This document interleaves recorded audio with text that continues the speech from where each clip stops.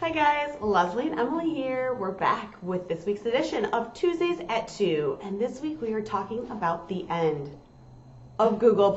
Okay, so it's pretty big news. Google has confirmed they are shutting down Google+ by the end of August, and maybe you have heard of this update, maybe you really have no idea what Google+ is or why it even matters, but this is a big deal for a couple of reasons. Number one, Google+ was Google's attempt at creating a social network, and to put it bluntly, it was a big fat flop, okay? So Google could not get people hyped and engaged on Google+. They tried all sorts of ways to boost engagement. They tried bundling it with Gmail, tying it with YouTube, using it for storage services.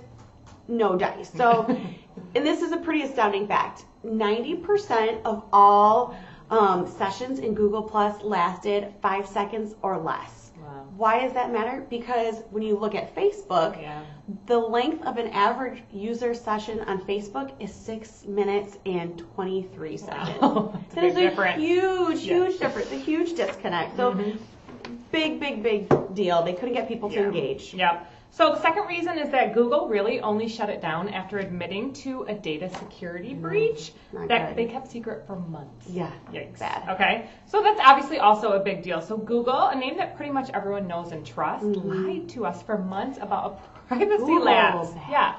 So Facebook has been in hot water, obviously, also for releasing and selling people's personal information.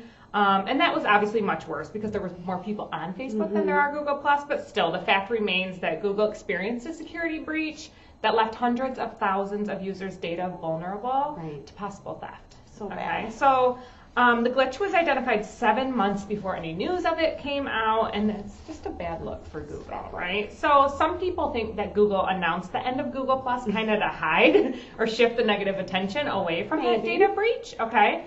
So if you've never used Google+, there's obviously nothing for you to do now. Nothing to worry about it. Yeah. Just big news. Yeah. So if you use Gmail, you can check out what's soon to go away, though, if you want to see what it is that's leaving. So you can go into the right upper right black menu. There's a G there with a plus sign. Few rows down if you want to check it out. You can still see posts from other Google Plus users, but you'll notice there's a shutdown notice across the top of the screen. Okay. So if you do use Google Plus, there are no additional steps you need to take either. Your account will be shut down, and you can kind of carry on your merry way over to Facebook and Twitter and Instagram. Okay, so the biggest lessons here are that even behemoths like Google can't recreate social network magic. So companies will put even more emphasis moving forward on protecting customers' data as we move more and more of our kind of personal information online.